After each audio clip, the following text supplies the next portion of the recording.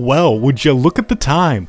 It's fall and the next big HOI4 expansion, No Compromise, No Surrender, is upon us. I'm collaborating with Paradox to show off this DLC that overhauls the focus trees of Japan, nationalist and communist China, while also adding a new focus tree to the Philippines. There are other features like reworked doctrines and factions, and I'll be showing that off along with some other new stuff.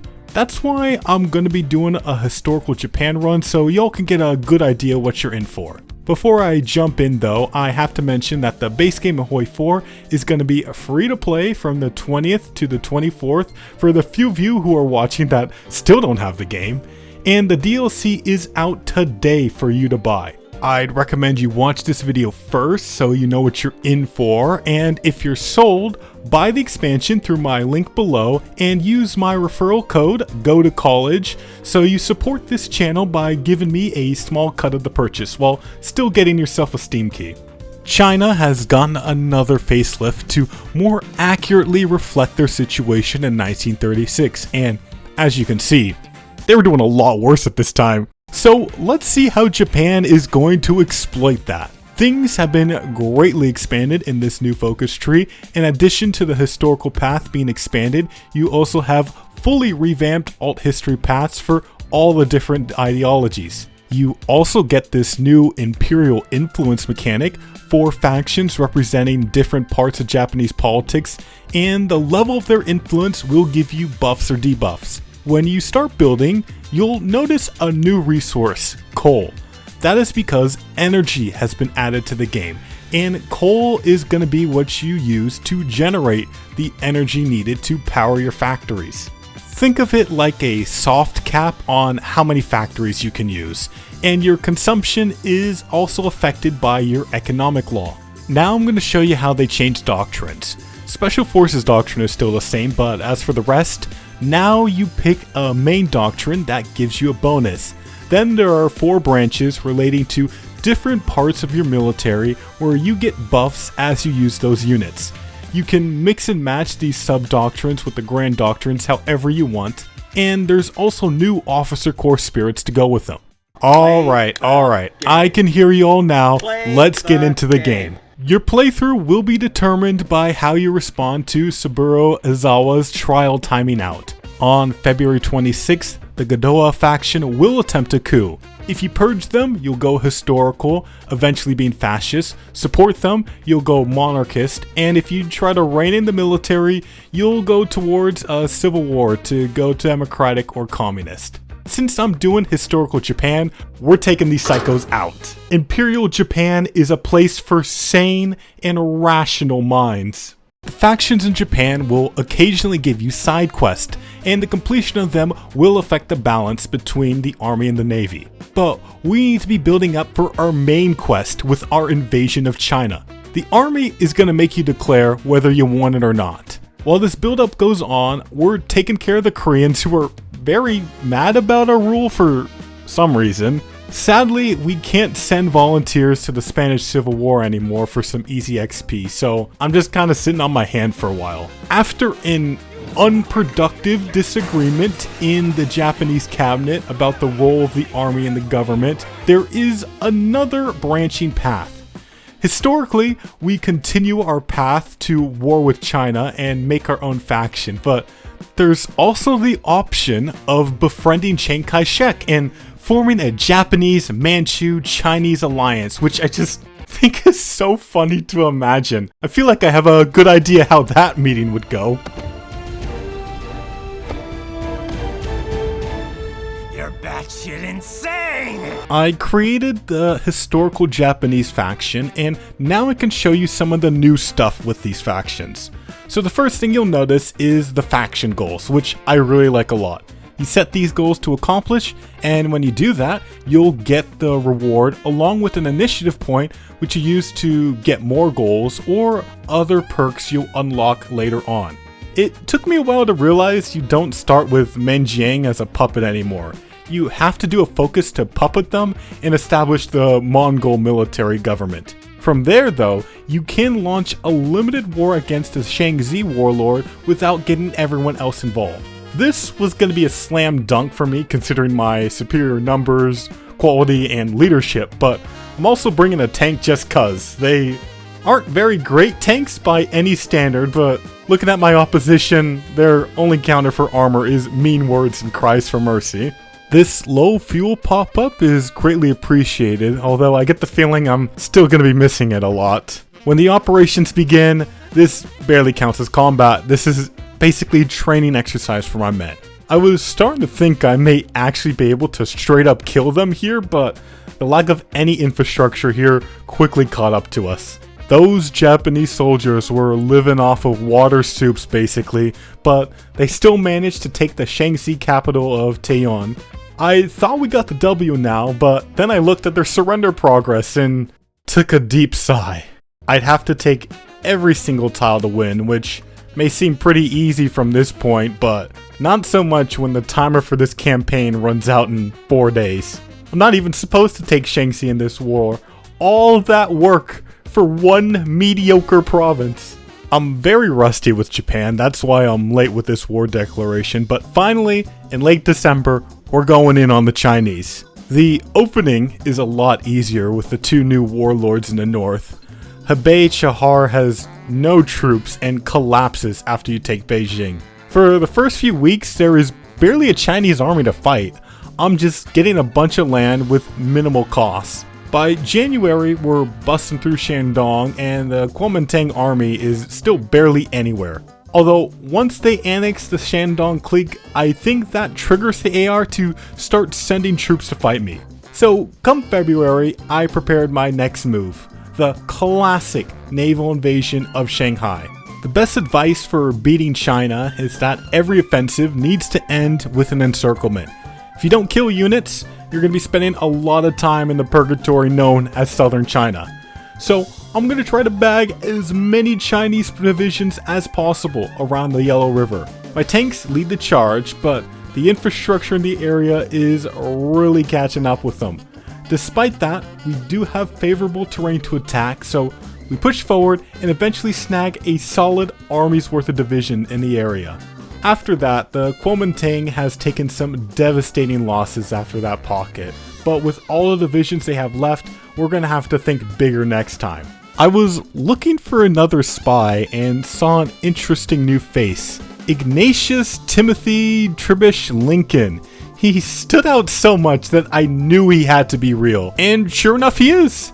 You should look him up, he was one crazy white boy.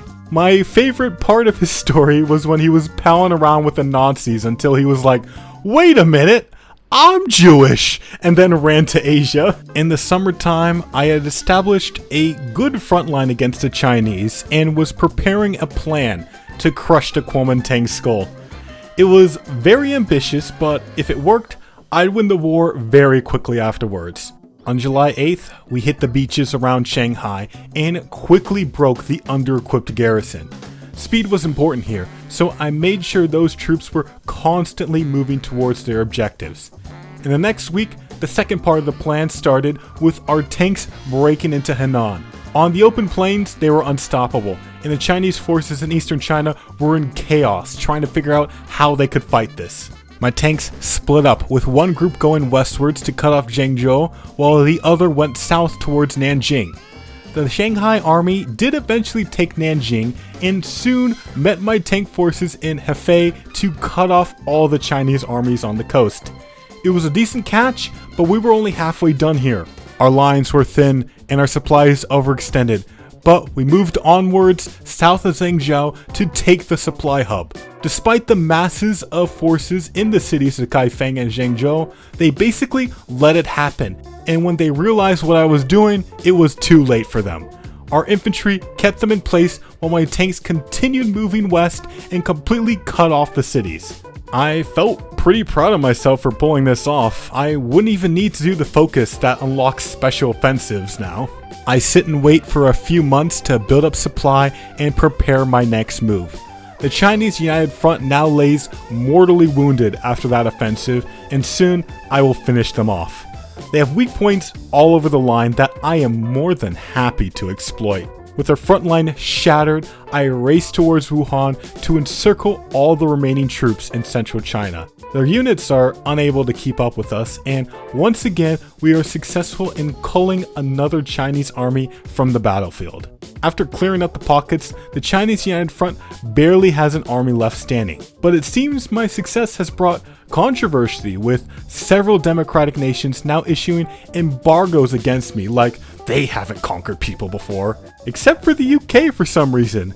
They could deprive me of much needed resources, but then they'd have to live with being hypocrites, and that was too much for them. Anyways, it was time to finish this war.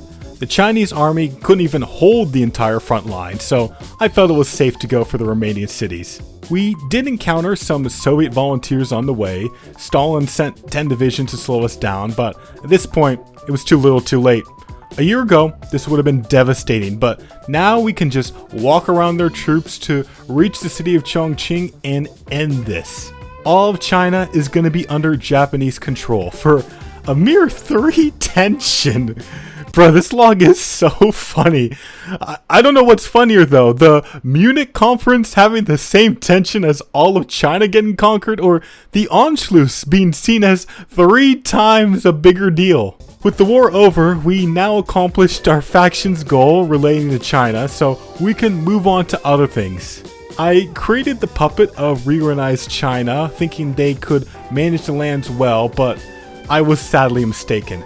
When I transferred them the Chinese states, they have the compliance I built there with the collab government, and they also can't even manage the resistance in any of these states because they don't have equipment. I mean, I guess I could just give them... Oh. So yeah, don't release this puppet during peacetime or you're basically... At long last, Paradox has added airbase access. Goated addition. Thank you, that's all. When you do Greater East Asian Co-Prosperity Sphere focus, you get a choice on which new occupation law you want. Now, you may think that the top one is the historical choice, but that's incorrect. I've seen the truth at a certain museum in Tokyo. I know how Japanese soldiers really acted in combat, so actually, the historically accurate choice is the bottom option. But real talk though, these focus times. It is the year of our Lord, 2025. Why are there so many 70-day focuses? Anyways, since I've turned Japan fascist and not doing much, I decided to help out Germany with their war with my experienced tank divisions from China. You may think I'm gonna struggle a lot against an enemy who can actually fight back, but you see, in order for me to struggle, I need to actually fight the enemy. The tanks are just watching the French disintegrate to the Germans. I fought a total of 2 battles, one in this forest and one in Reims, and then the French capitulated. Great work, team! While I'm working on getting the French colonies in Indochina, the Italians are busting through Egypt to take Jordan and Palestine. It's just L after L for the Allies. Update on the faction: since I have more members, I can do the goal for developing joint research practices. This enables tech sharing amongst the faction, and how it works now is you add your research facility to the slot, and faction members can add scientists to support your special projects, along with reducing research time for techs other members have unlocked. Once you take over French Indochina, you can save yourself the headache of resistance by just immediately releasing puppet kingdoms who have cores over the land. Siam soon sees the light and joins our faction. Since it's time to start getting placed for war with the Allies, I'm going to show you all the new faction theater system. You unlock this the same way you unlock text sharing. Think of this as a way to guide your AI allies to do what you want. You assign a field marshal or admiral that will give bonuses to the troops in the area, select the strategic regions you want them to operate in, and select which countries you want over there. And they will actually send troops. I've decided in 1941 that maybe my tanks are due for an upgrade. Not in tank technology, of course, but for their template. This turned out to be perfect timing because right after that, Germany started Operation Barbarossa. My tanks pushed into Russia, and I'll be honest, they performed about as good as you'd expect. No armor, no speed, no stats.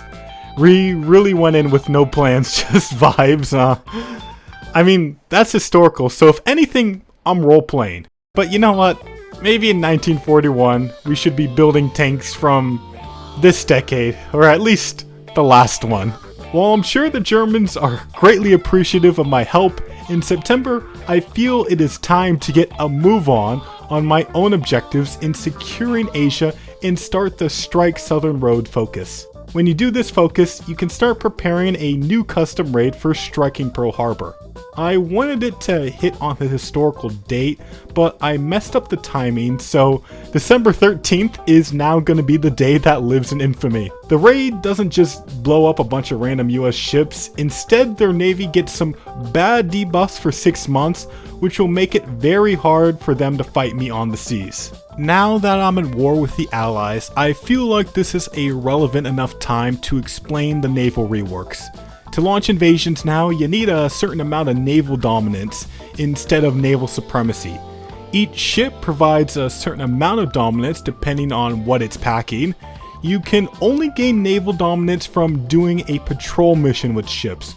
Strike Force missions now only apply a bonus naval dominance value to patrolling ships, and convoy raiding takes away naval dominance. The other missions don't affect naval dominance at all, although naval dominance does affect how well they run their missions. Another big change is that a fleet's naval range and supply is limited to where their home base is instead of whatever port is nearby.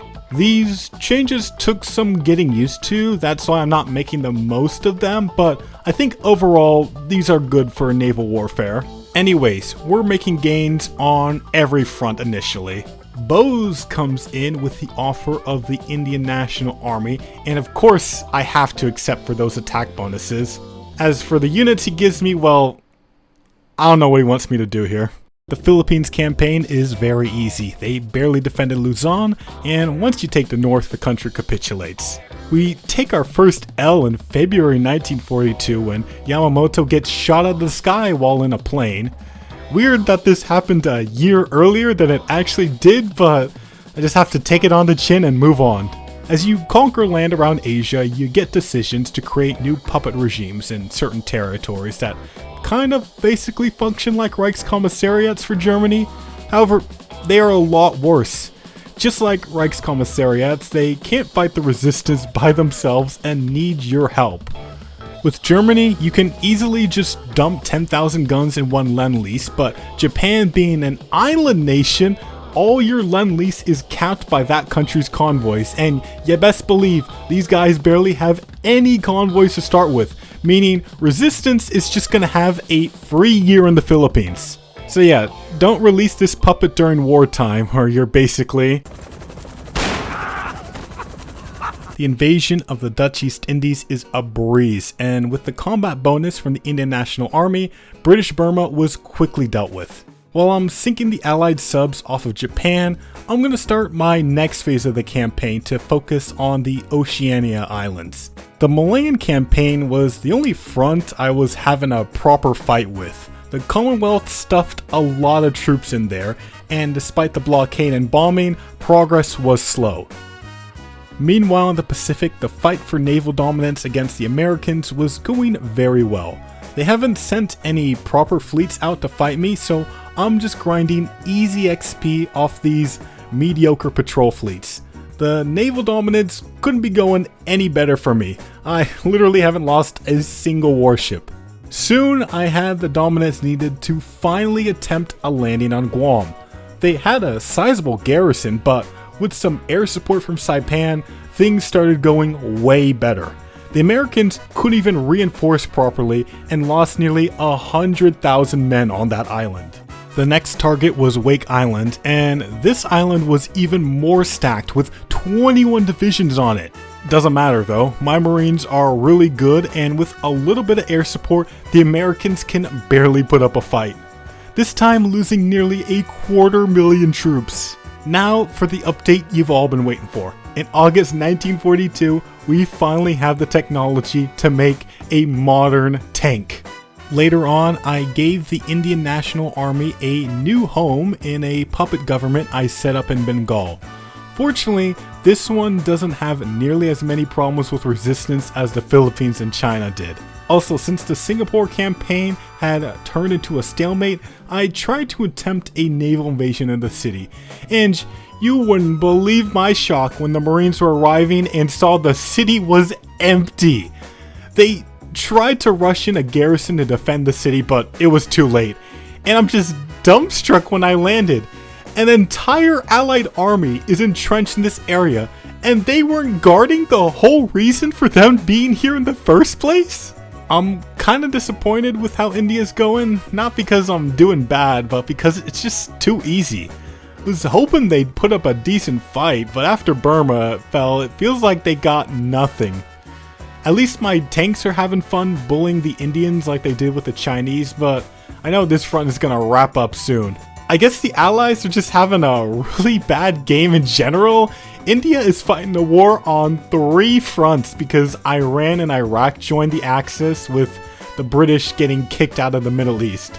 Poor Soviets also has to fight on another front, but they actually look like they're holding well, all things considered. I think the war results you're seeing is just what happens when all the Axis majors have gotten brand new, overpowered trees in the recent years, while the US and UK have been unchanged since 2019. With the American fleet nowhere to be seen, I easily make my way to Hawaii. They seem to barely have troops in the Pacific anymore, so I take Hawaii pretty fast. Meanwhile in the Philippines, it's not a pretty picture. Now, you notice how I still have troops on all the ports here? Well, a few months later, I checked back to see the Filipinos have done a full uprising against our rule, and my divisions are nowhere to be found around here. I had to look around my country and found them randomly teleported on islands. I guess when the Filipinos revolted, they just blasted my garrisons into the sky like Team Rocket. Once you conquer China, India, and the East Indies, you should have the resources needed to do the resource security focus, which supercharges your economy past America tier. Later on, as I'm retaking the Philippines, I see some very interesting news that Turkey is joining the Allies, and I'm just thinking, why would you do that? You'll never guess what I saw 3 months later. Who could have seen this coming? Well, since the American Navy has refused to fight me in any meaningful way, I'm gonna go directly for their mainland from Hawaii. I got 2 armies of Marines plus my tanks to make a massive landing in California. We soon took all major cities there easily, and with the fall of San Diego, I finally found the American Navy, who just instantly killed my 2 scouting carriers and ran off to never be seen again. Once reinforcements arrived, we spread out as much as possible, so I didn't end up getting stalemated in the Rockies. The Soviet Union soon fell to the Axis powers, and all things considered, they held out pretty long despite the fact that the Allies ate shit for the entire game. I do love how, despite occupying a good third of North America, the US fleet still hasn't tried to fight me on the west coast to cut off supplies but don't worry, once they launch this naval invasion in eastern Micronesia, that's where the tide is gonna turn. As I push through the US, my industry balloons so much that I don't have enough coal to power it all, so I'm actually forced to demobilize back to partial mobilization so that I have full power again. We also finished our atomic bomb project, so you know what I gotta do with it. Finally, I got to the promote Pan-Asianism focus, which will allow me to start annexing all of my Asian subjects that I created over the years. It cost 100 political power regardless of the size, and while I start annexing them, I want to get the Himalayan countries too. When I push across the Mississippi, my strat bombers finally have the range to nuke New York City, so I begin the preparations. With the annexation of my puppets, they're calling it the most unstable empire in human history. As for the nuke, well, we just embarrassed ourselves in front of the whole world. This 78-year-old empire still capitulates countries the old-fashioned way. Alright, with that, there's really not much left to show you. The game's pretty much won. Some final thoughts about this DLC. The Japanese focus tree is okay, it's just the pacing is way off because of the focus times. I'll admit that there were times I ran a while without a focus, but still, look how complete my focus tree is in 1946. Mainly because there are so many 70-day focuses for no reason. Paradox, you finally got comfortable with 35-day focuses. Now let's start shooting for some 21-day focuses too, alright? Also, don't get what's up with the USAI never wanting to fight me navally. The mechanics are finally here for a proper island hopping campaign, and I hope that the AI can be made more competent in that regard. Anyways, I still like the DLC, a lot of great material for mods. The new faction mechanics especially are going to be great for the mods.